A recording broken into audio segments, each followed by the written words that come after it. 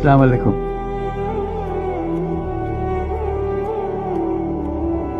তোমাদের দেখছি আর ভাবছি কি একটা স্বপ্ন আমাদের সবার সামনে, তোমাদের সামনে, জাতির সামনে তোমরা নিয়ে এসছো। প্রথম শুরুতেই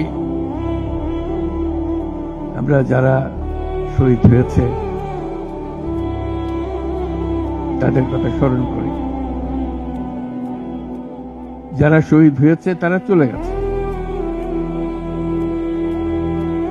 এবং তোমাদের দিকে তাকাচ্ছিলাম, ভাবছিলাম তোমরাও শহীদ হয়ে যেতে পারতে।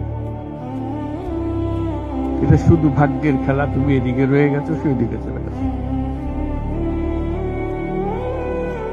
আজকে তারা আমাদের সঙ্গে বসতে পারত,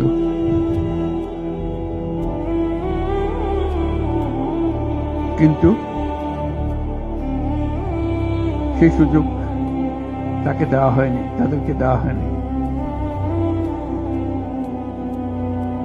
আমরা এপারের আর ওপারের মানুষ হয়ে গেছি শুধু ঘটনা চক্রে। কোন নিশ্চিত করে বলার উপায় ছিল না তুমি এখানে থাকবে, সে চলে যাও।